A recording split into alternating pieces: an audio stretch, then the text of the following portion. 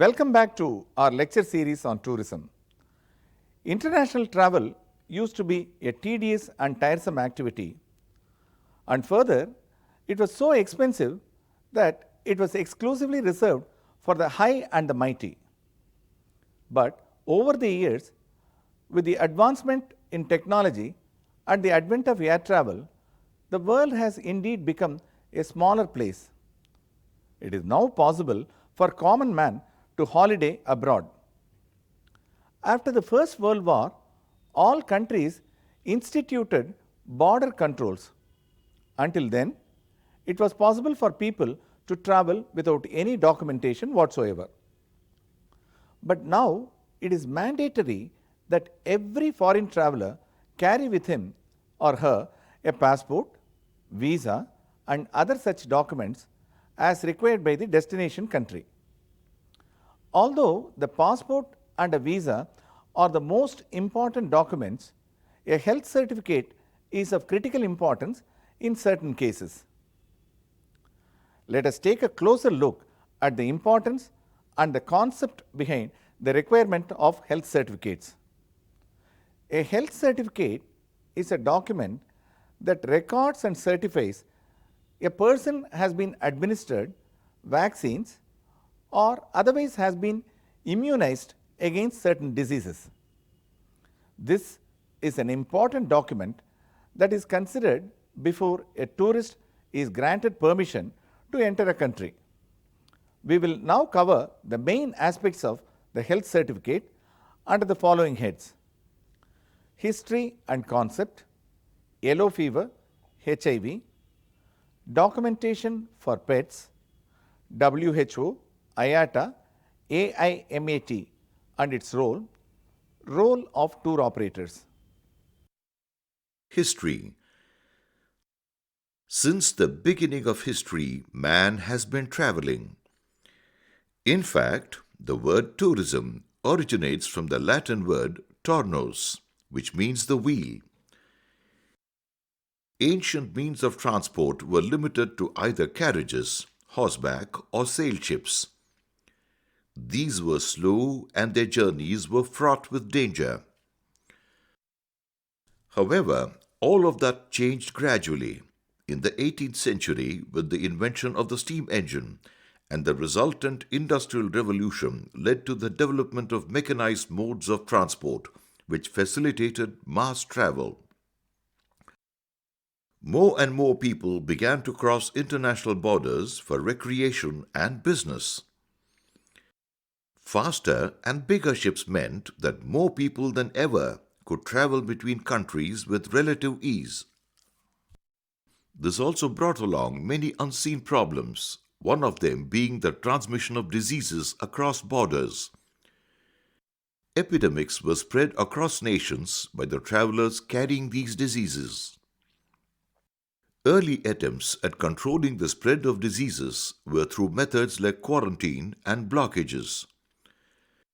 The word quarantine is a derivative of quarantena, which in an earlier Venetian dialect means 40-day period. It is the practice of enforcing compulsory isolation of a particular area in order to contain and restrict the spread of dangerous contagious diseases. Quarantines were common during and after the devastating plagues that ravaged Europe in the 13th century. Dubbed as the Black Death, this contagious disease wiped out almost 30% of the population of Europe in a few decades. During those times, ships carrying people that were thought to have been affected by plague would be anchored outside the port for a period of up to 40 days to wait and see if the symptoms of the disease would manifest itself. This greatly helped in containing the spread of this disease. However, with the advancement of medical science and the discovery of cures to many major diseases, the attitude towards diseases being spread by travelers also changed. The focus now is on making sure that tourists are immunized and are educated about the various health risks that are involved in traveling across borders. In modern times, The health concern is mainly limited to travel to places where certain deadly diseases like malaria and yellow fever is endemic. It also concerns the needs of certain special groups of travelers, which we will discuss in the following chapters.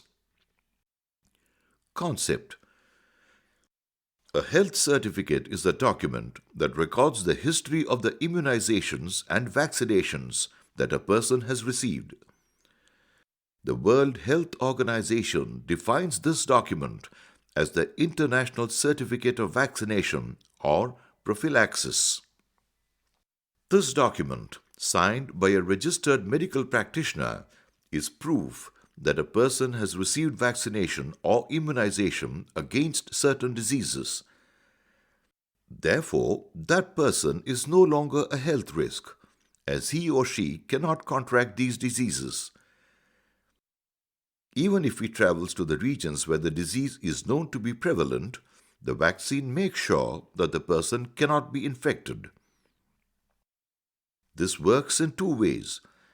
From the view of the host country, it may be the case that certain diseases in the host country have been totally eradicated, but the conditions are ideal for the prevalence of the microbes that cause the particular disease. The only way that the infection could be brought on is by the presence of a foreigner who is carrying the microbe. This could result in the disease spreading in the region again, posing a serious health risk. From the view of the country of origin, it is a similar case wherein the home country could have successfully eradicated a particular disease, and therefore it would be in the best interests of the country to insist on compulsory immunization of tourists traveling through regions with confirmed presence of the disease. Yellow fever. Yellow fever deserves a special mention when we are talking about health certificates. This is a viral disease thought to have originated in Africa. The migrant slaves brought it to parts of South America as well. This is an extremely infectious disease, and several outbreaks have been recorded through the 16th and 17th centuries in Africa and Europe as well. A majority of the countries of the world require that persons originating from, and also those who have traveled through the regions where yellow fever is prevalent, be compulsorily vaccinated before crossing the border.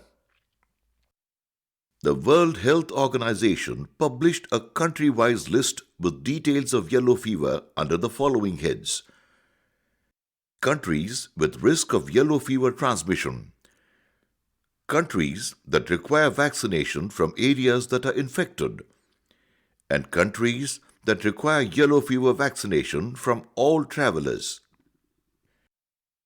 Indian visa rules require that all travelers coming from or traveling through countries prone to yellow fever have to be vaccinated at least 12 days prior to their date of arrival at the risk-prone country.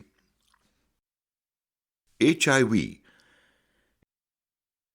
Ever since HIV/AIDS came into the picture, a majority of countries closed their borders to people infected with this virus. But over time, as we gradually learn more about the virus, the opinions are more broad-minded, and as a result, these people can now travel to the majority of the countries in the world. However, there are still a few countries like Brunei, Oman, Sudan, United Arab Emirates, and Yemen that impose restrictions and require HIV status declaration for entry and in order to stay in the country. Egypt, Iraq, Qatar, Singapore, Turks and Caicos Islands deny visas to anyone living with HIV. Notably, the United States of America recently lifted the ban on HIV positive to enter the country. Pets. Pets are very much an integral part of the family. They are accorded almost equal status, and this has led to a huge market for pet services. Therefore, it is not uncommon that pet owners would want to carry their furry friends along with them on overseas holidays. However, this is a slightly tricky issue as there are many regulations. The needs of the animals are very different to that of humans. They also tend to carry a host of different parasites and other hazards. These regulations are in place in order to ensure the safety of the pet as well as the balance in the ecosystem into which it is being introduced. During the earlier part of the century, all pets were compulsorily quarantined in order to keep them safe and to see how they reacted to the host environment. Now, though, a proof that the pet has been inoculated is sufficient to avoid quarantine. There are many different certificates that have to be obtained before pets are allowed to cross borders. Acclimation certificate to certify that the animal being transported can withstand temperatures as low as 7 degrees Celsius. A blood titer test for pet dogs and cats is required by many rabies-free countries and some countries with a low incidence of rabies, third countries. In order for dogs and cats to qualify for a reduced quarantine period or no quarantine at all when they are traveling from qualified areas. Ticks and tapeworm certificate. Some countries insist on certificates that prove that the pet is not carrying ticks or tapeworms. Pets are always flown in the cargo area of the aircraft, in many cases under mild sedatives. They are transported in special pet carrier cages. The concept of a pet passport is gaining popularity. This document contains all the vital details of the pet, its history of inoculations, and other such preventive practices duly certified by a veterinarian. This allows hassle-free transport of pets across borders. Role of World Health Organization (WHO). During formation of the United Nations itself, it was discussed to set up a global health organization, and the World Health Organization (WHO) came into force on 7th April 1948, a date we now celebrate every year as World Health Day.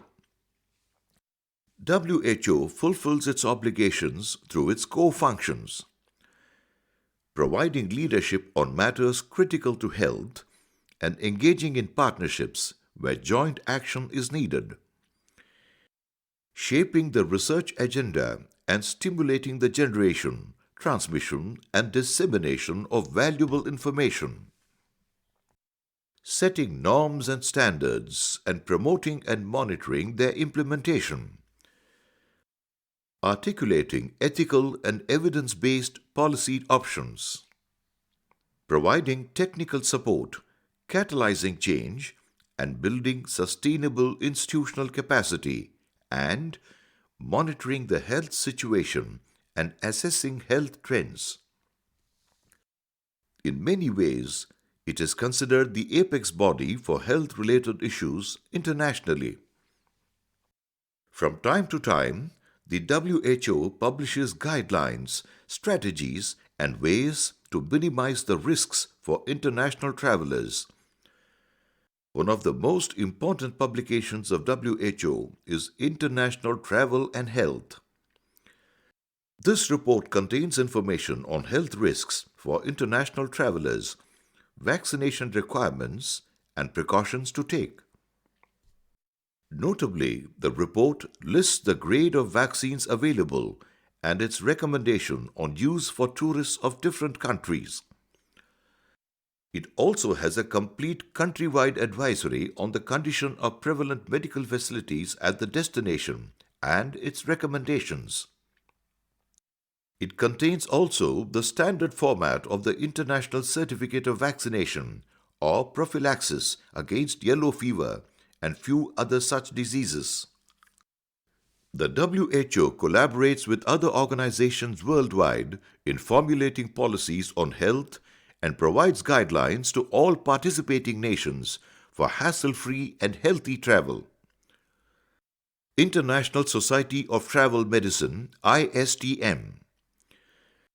Another important organization that works towards healthy tourism is the International Society of Travel Medicine, ISTM. This organization is committed to the promotion of healthy and safe travel. During the first conference of international travel medicine in 1988, close to 500 travel medicine professionals gathered and decided to launch the first international society focused solely on travel medicine. Established during the second conference of international travel medicine in 1991 with over 900 delegates, ISTM has now grown to over 2,600 members in 80 countries and is the largest organization of professionals dedicated to the advancement of the specialty of travel medicine. In cooperation with healthcare providers, academic centers, the travel industry, and the media, ISTM advocates and facilitates education, service, and research activities in the field of travel medicine. This includes preventive and curative medicine within many specialties such as tropical medicine, infectious diseases, high-altitude physiology, travel-related obstetrics, psychiatry, occupational health, military and migration medicine, and environmental health. International Association for Medical Assistance to Travelers, IAMAT. IAMAT was established in 1960 to coordinate quality medical care around the globe by Dr. Vincenzo Marcolongo. The incident that inspired Dr. Marcolongo to create IAMAT occurred in a Rome hospital. From the outset, IAMAT's goal was to coordinate medical services worldwide for travelers and to prepare them for their journey. Dr. Marcolongo believed that this information should be available at no cost to travelers. It is a non-profit organization, and its wide network of IAMAT certified doctors and clinics are helping foreign travelers receive the best of healthcare during their journeys. Role of IATA. The International Air Transport Association is the apex body for all airline carriers across the globe. It certifies and authorizes all aspects of air travel. Being such an important entity, the IATA disseminates information regarding different visa procedures and requirements for specific travelers to specific countries. The website of IATA has a detailed section wherein any traveler can input his information: nationality, country he wants to visit, date of journey, duration of journey, transit countries, and the country of origin of travel. IATA then processes this information and then gives a detailed advisory on the precautions to be taken, the certificates that are necessary, and other such important information. Role of tour operators. International travel carries with it certain risks. These can be minimized with adequate information and education. As a tour operator, it is their responsibility to inform and educate tourists on the following aspects. A tourist may often be exposed to certain other health risks. They are environmental risks. Travel for recreational purposes is almost always undertaken in order to experience new places and conditions different from what prevails at home. This may sometimes have unpleasant effects. Sudden exposure to extreme weather conditions can result in the person falling sick. For example, tourists who fly into high altitude regions may experience mild forms of AMS or acute mountain sickness. This can be further compounded in the case of elderly persons or infants. Sudden exposure to extreme heat or cold weather is also dangerous if the body is not used to it. Exposure to blood and other fluids. Travelers run the risk of needing emergency blood transfusion. This is usually due to being involved in road accidents, emergency surgeries, or any other such emergencies. Blood transfusion, when done correctly, is a lifesaver. But many times, the quality and regulations surrounding blood transfusion may not match up to the established standards. According to the WHO, the following are the key factors of safe blood transfusion. A supply of safe blood and blood products through the careful selection of voluntary unpaid blood donors from low-risk populations who donate regularly. Testing all donated blood for transfusion transmissible infections and correct storage and transportation at all stages from collection to transfusion within an adequate quality system. Appropriate prescription only when there is no other remedy. Proper cross-matching between the blood unit and the recipient, and safe administration of the blood or blood product at the bedside with correct patient identification.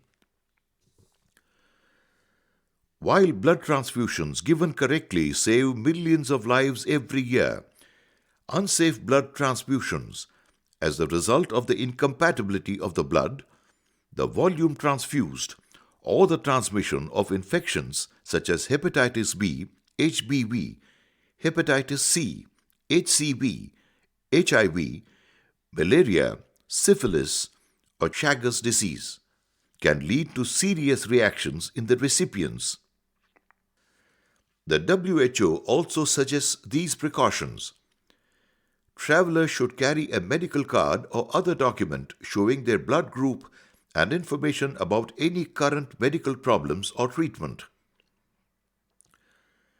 Unnecessary travel should be avoided by those with pre-existing conditions that may give rise to a need for blood transfusion.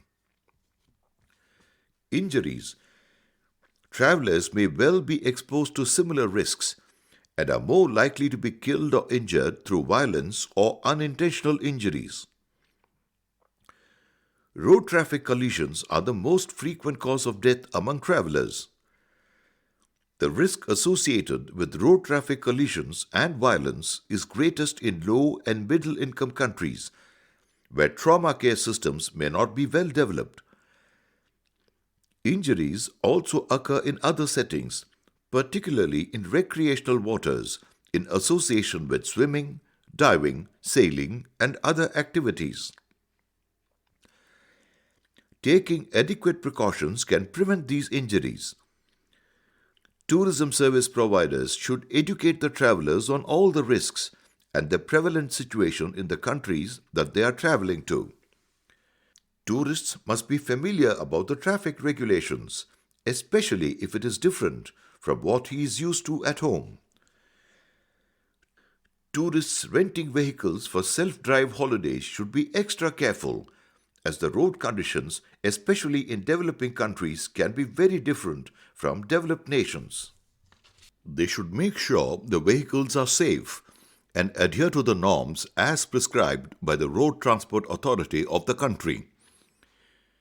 Recreational waters include coastal waters, freshwater lakes and rivers, swimming pools and spas.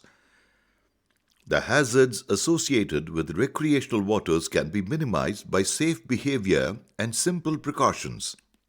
The WHO lists the following precautions to be taken while indulging in water recreation. Adopt safe behavior in all recreational waters.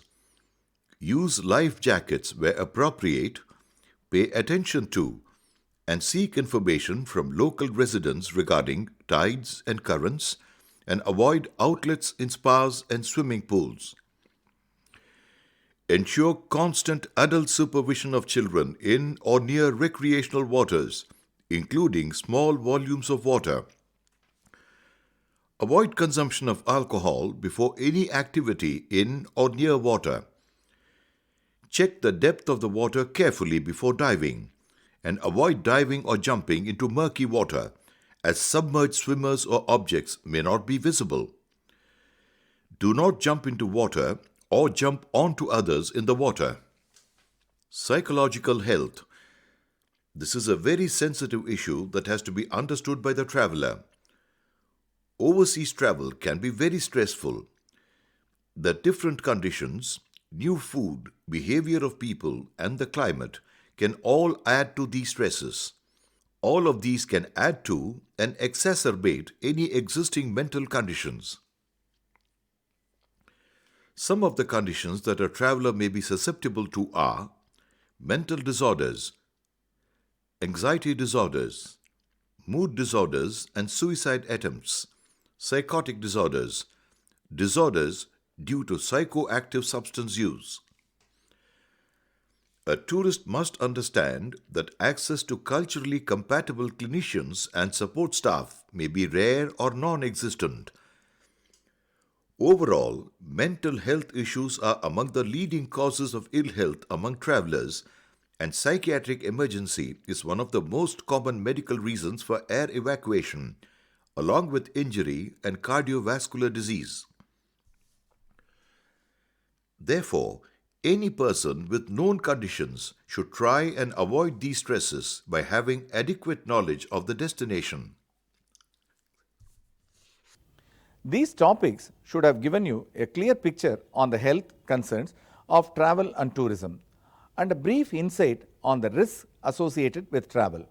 WHO, the World Health Organization, regularly updates and recommends appropriate measures to be taken individually for each country. The governments, in turn, rely on these recommendations to inform their citizens and to formulate visa regulations. These rules, the general tips and recommendations provided by the tour operators and travel consultants, are helping to make the world a safer place and to help tourists have a safe and satisfying holiday. That brings us to the end of this session.